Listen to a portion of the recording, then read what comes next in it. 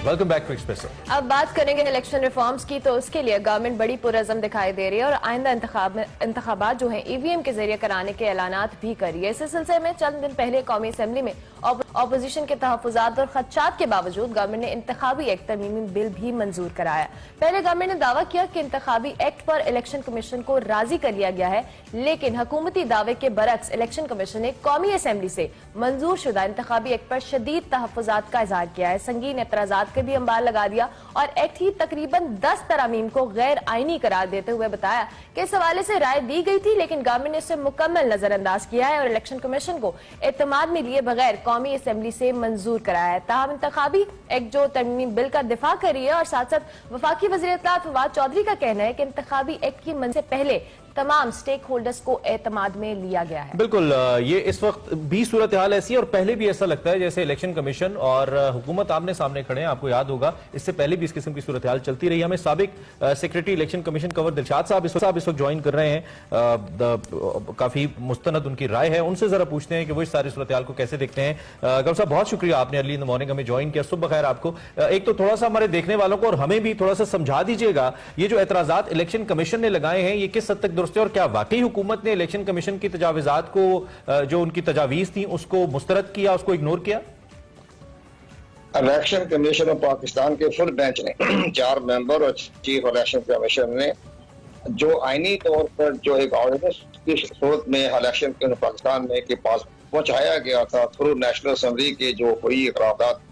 उसमें जो जायजा लिया तो इलेक्शन कमीशन पाकिस्तान ने फुल बेंच ने फैसला किया कि इसमें तकरीबन 22 ऐसी क्लासेस हैं इस ऑर्डिनेंस में जो इलेक्शन को कानून को देखते हुए उन्होंने कहा ये हमारे आईनी तौर पर जो हमारे आर्टिकल है इलेक्शन कमीशन पाकिस्तान के हवाले से उसके मुतसादिम।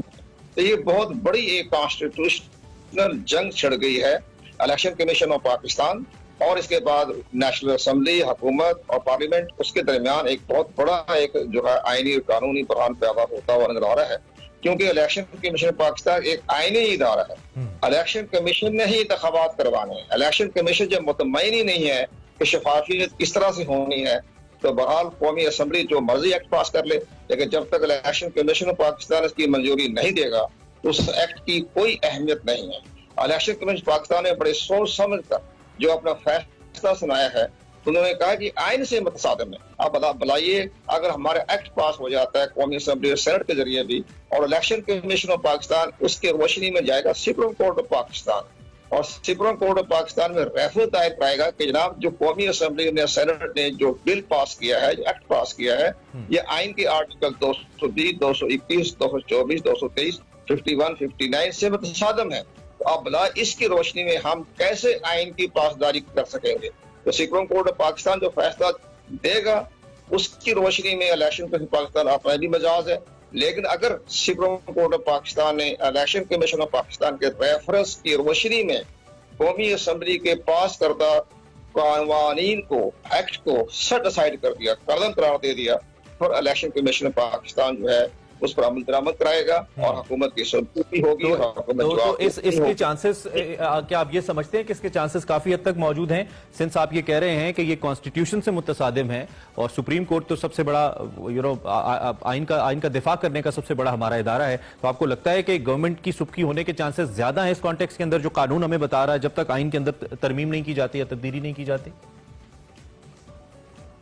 देखा जी, इलेक्शन कमीशन ऑफ पाकिस्तान ने साफ तौर पर कह दिया है कि इलेक्ट्रॉनिक वोटिंग मशीन और इंटरनेट वोटिंग जो कैपेबिलिटी के बारे में वो भी आइन से मुतसादिम है। तमाम दुनिया की इंटरनेशनल रिपोर्टें हासिल कर ली है इलेक्शन कमीशन ऑफ पाकिस्तान ने,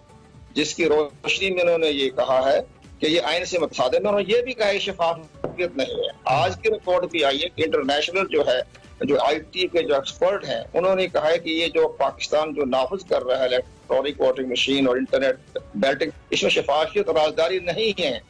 इस लिहाज से तो इलेक्शन कमीशन पाकिस्तान तो राजदारी ऐसे तो फिर हुकूमत के जो मेंबरान है वो इलेक्शन कमीशन पे जानिबदारी का इल्जाम लगाते हैं, मुख्तलिफ इलेक्शंस में भी कह चुके हैं कि इलेक्शन कमीशन नाकाम रहा है साफ शफाफ इलेक्शन करवाने में, तो इस सूरत हाल किधर जाती नजर आती है? मुख्तसरन बता दीजिए। नहीं, बात जो है